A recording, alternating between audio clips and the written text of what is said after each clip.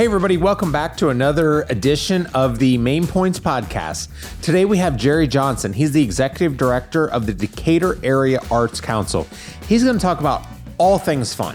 He's going to talk about theater, music, dance, public art, everything, really anything that's fun. And he's going to talk about how that helps build our community.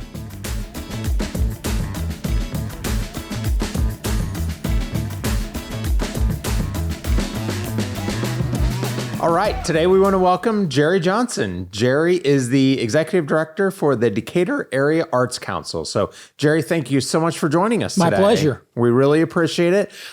We've talked about this a little bit off air, but our podcast is called The Main Points, and it's the main points of Decatur. And really what we're trying to do is help the community know more about programs that are available. So we want to educate people about programs, but more so we want to elevate things that are happening and really celebrate what's happening. So Sure. We like to talk about not necessarily what is happening, but kind of why things are happening. So with that in mind, would you mind telling us just a little bit about kind of you and your history, and then your history with the Decatur Area Arts Council? Born in Decatur.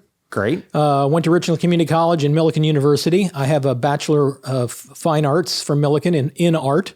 Eventually, later in life, I went on to get a master's degree in theater because it was my hobby. I've been involved in the local community theater scene since 1983. Oh, wow. Okay. So that's been keeping me busy. So the arts in a lot of different ways, visual, musical, and theatrical are the things that I've been doing myself personally for the last 45 years. Yeah, that's great. So I guess, what do arts mean to you? Why is it so passionate? I mean, and why do you continue to do it? And you've gotten a ton of education in it, and obviously your profession is in it. And I'm sure if you ever do retire, you'll probably still have a lot of connection to art. Absolutely. I've always been interested in art. I've always had that skill to draw. Since I was a child. I think it might have been on my third grade report card. There's a note from my teacher that says, Jerry shows exceptional artistic ability, but he needs to learn to turn his homework in on time. You're busy drawing. That's exactly. I was busy. But so visual arts has always been a thing for me. I knew that even before I even thought about going to college that I would be doing something that had to do with visual arts. I was always fascinated by animation, for example, that sort of thing. But I knew I needed a job. So when I went to college, I had my eyes set on doing graphic design. And that's where I ended up doing marketing and graphic design for many years. But I was That's how you paid the bills. Yeah, but I also love music. Okay. A lot. And I like to sing. And so I got involved with the local community theater group for a show in 1980. I got married, got in my first show, and started my first full-time job the same year, 1983. Wow. Okay. So I was in South Pacific with Theater 7 and never looked back from there. And at one point, like I said, I even considered theater being maybe a professional opportunity for me. Okay. So that's why I got a master's degree. Sure. But it turned from plan A to plan, not quite Z, but right. But I still do it for fun. Sure. And one of the things that I love, graphic. I don't consider myself an artist, to be honest with you. A lot of people, they like to spill their emotions onto canvas or write a song or a poem or whatever. I consider myself more a problem solver, creative problem solver. In that sense of being an artist. Sure. And one of the things I really love about theater, for example, is that you get to work with a whole variety of people who bring their own sense of creativity and skills. You've got people, theater, I think, is the most creative art form that you can ask for, because writers, somebody's got to write it. If it's a musical, somebody writes the songs. Then to perform it, you need actors and you need musicians to perform it. You need somebody to light it. You need somebody to create a soundscape. You need costumers. You need set designers and set builders and all these things. So they're from visual arts to audio to visual, you name it. There's somebody involved in different aspects of the arts when creating live musical theater. So let's kind of stay in the theater theme here, and how does that relate to the community? And in a community like Decatur, how does that all tie together? Because that's really interesting that you said how it brings so many people together. My son was in a production. He can barely draw a stick figure. He cannot sing, but he was doing lights and sound. And it was just so interesting at his high school to go, okay, we're going to Beauty and the Beast, and I never thought my son would be in that. Well, another cool thing about theater is that it is teamwork. I think you probably learn as much or more about teamwork doing live community theater than you do being on a sports team, because you're not beating anybody or defeating anybody or competing. It's everybody moving in the same direction, trying to accomplish a common goal, and nobody wants to be the weak link. Right.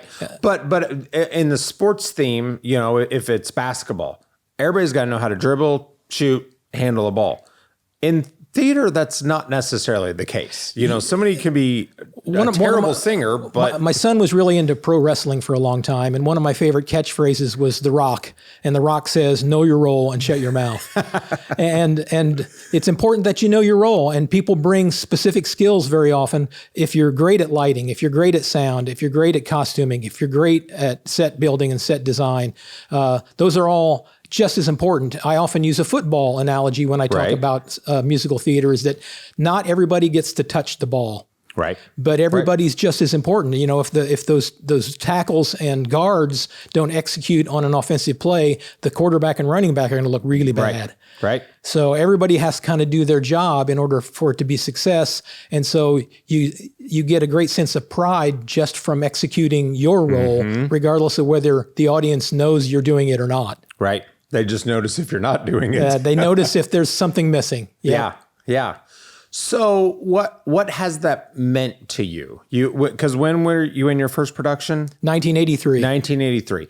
And so over the years, I'm sure you've seen a variety of casts and people and characters come in. Like, how has that helped shape you and I guess your community here in Decatur?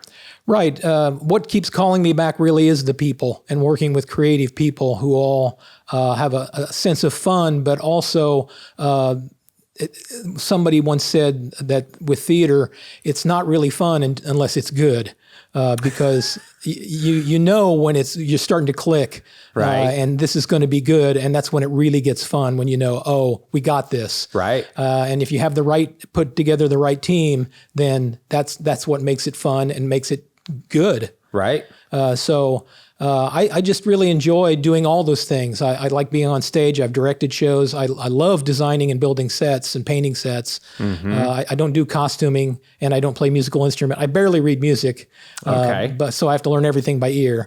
But it's about being with the people and offering something to the community that everybody can enjoy. That moment of it clicks, when it's fun. The same can be said for sports teams. Oh, absolutely. It's a lot more fun when you're winning the game or you're competing. Right. Or that, just even those moments where I caught that pass. Yes. Or I made that throw play. Or whatever it is. That exhilaration that you get, it's not necessarily about you. It's about the task that you just accomplished. Right. Absolutely. So, and certainly, this can also be a call out, because part of this is we want to help people understand what's happening in Decatur. And there's some new people to Decatur. There's been a lot of people that have moved to town.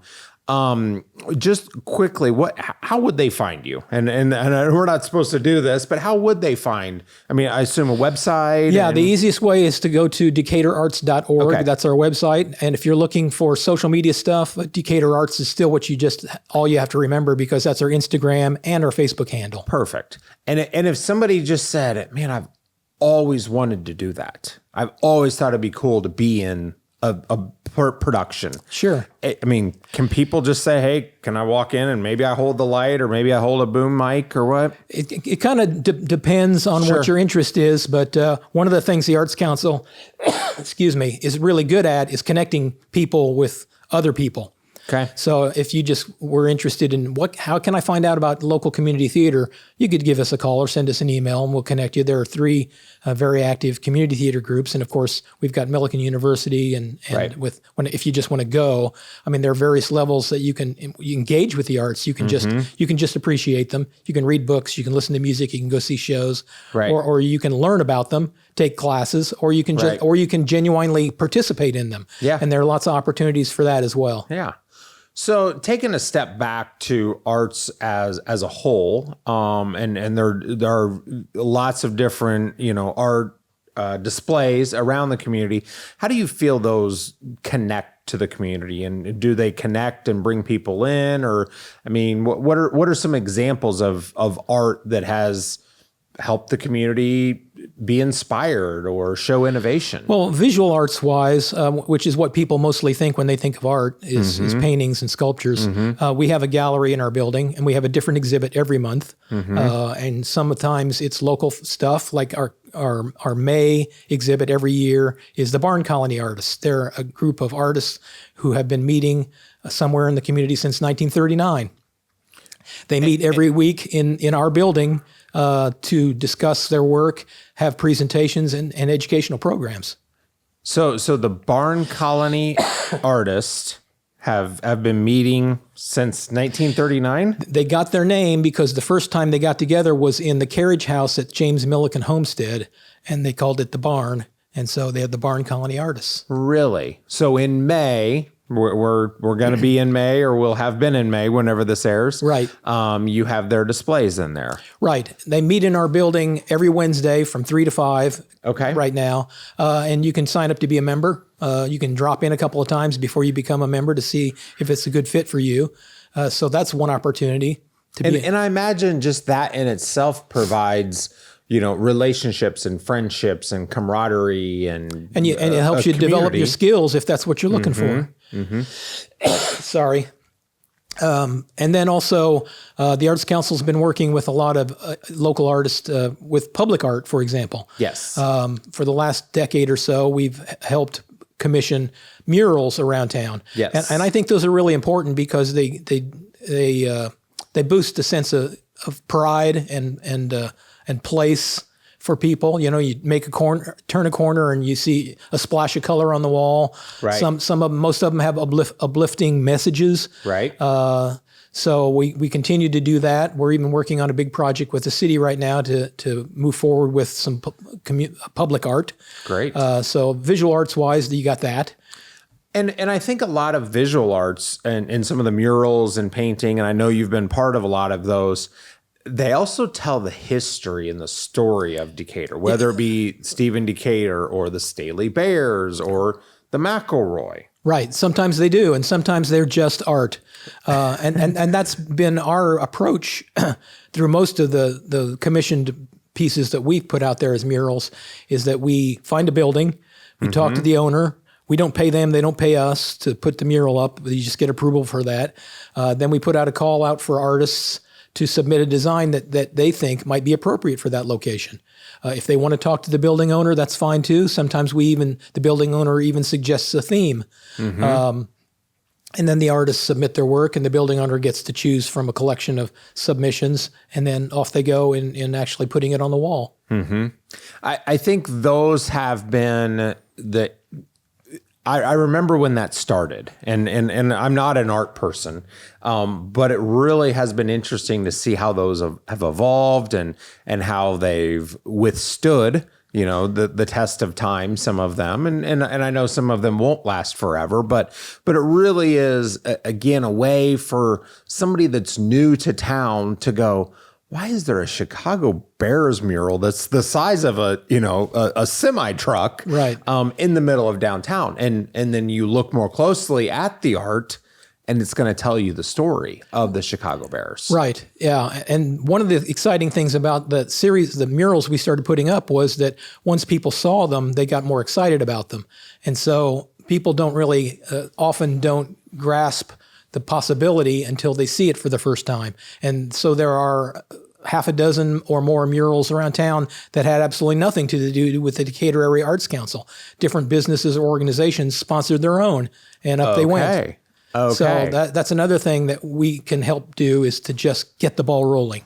That had to be very satisfying. Absolutely. Because I'm sure you're the one that's there spearheading, you're the first in, last out for all of these events that you're part of. But for you to be part of doing something, helping start something, and then maybe driving around on a Saturday afternoon and going, oh, that's neat. That's a new one. I didn't know that was going up. Yeah, and there it is. That's awesome. Yeah, it's very cool. And I think that speaks to, kind of what what you've done, what the council has done, but really what art does, it speaks to different people different ways. Yeah, too. and we talked about visual art. We talked about theater, even music. The Decatur has the Decatur Municipal Band, for example, which has been around for about 180 years. I believe so.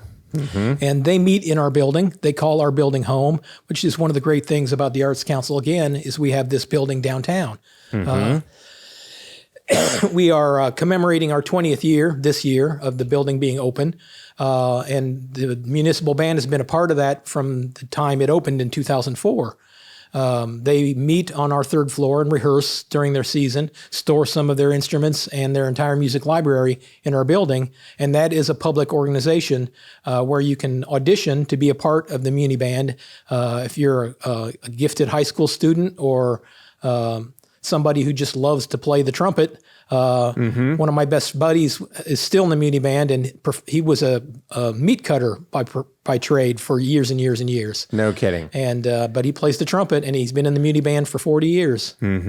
So there's another great opportunity here in Decatur. Yeah. And he just enjoys playing and enjoys, doing his role. Exactly. Yeah, he's playing the trumpet and hits those notes. I call theater and band and orchestra, things like that, the team sports of the arts. Right? Yeah. Yep. Very good.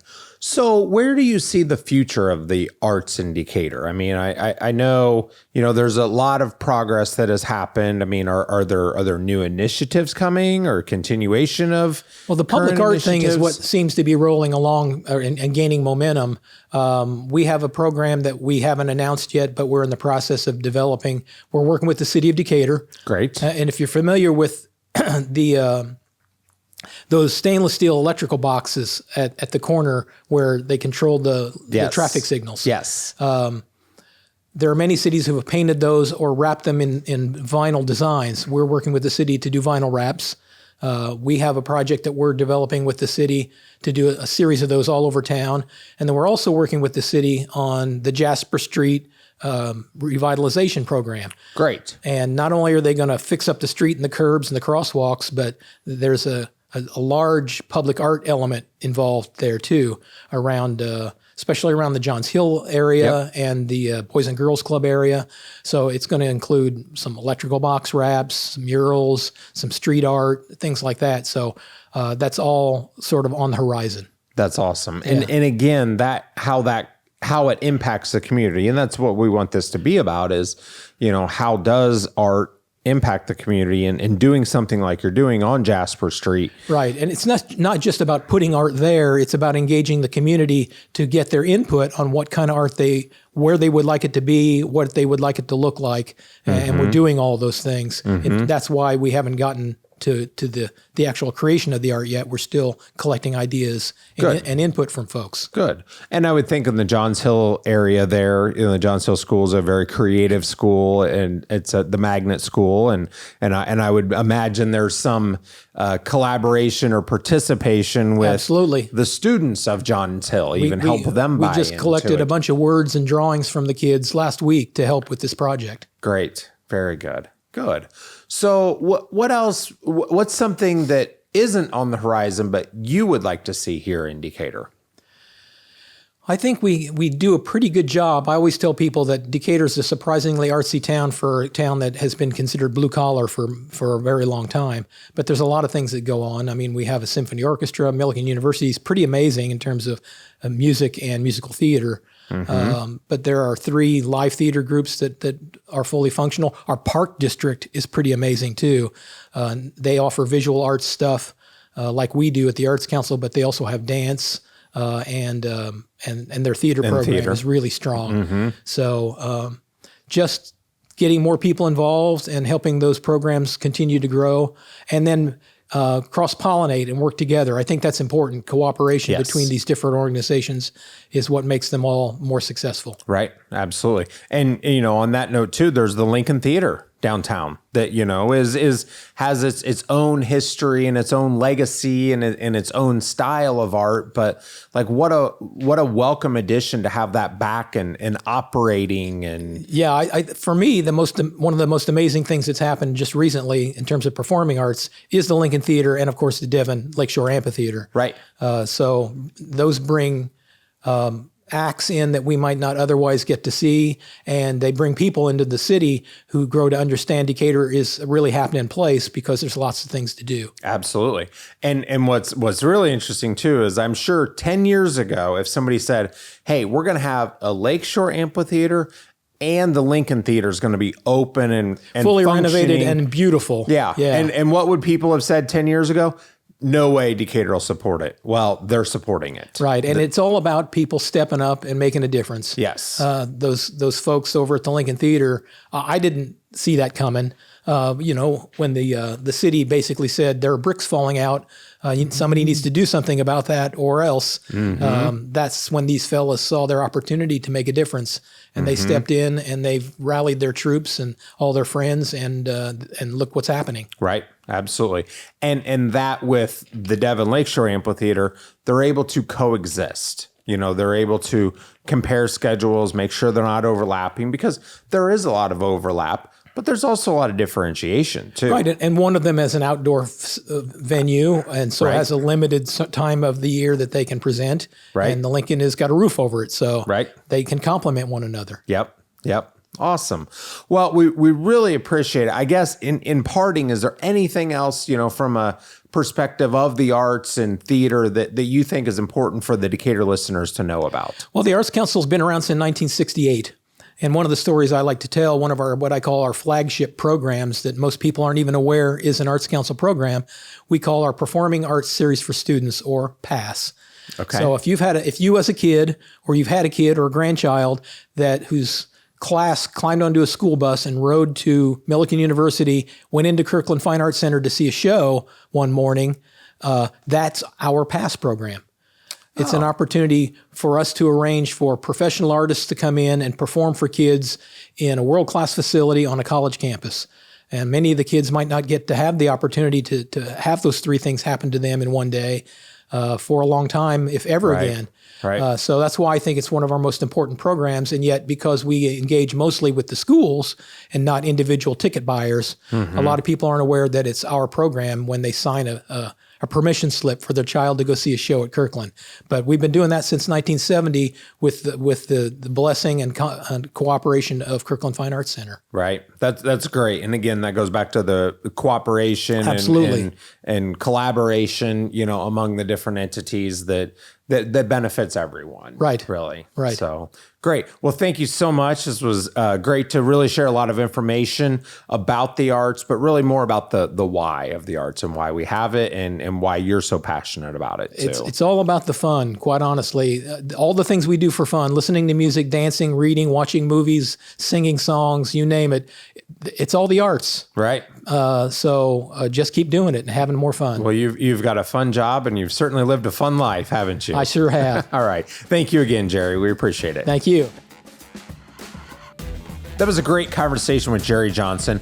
I really liked how he talked about with arts, there's a whole lot of teamwork and collaboration that goes into a production, a display, running an operation like the Arts Council. So I really enjoyed learning about how the arts and its events help bring the community together and how the arts have really integrated in our community. So thanks again for tuning in and stay tuned for our next episode.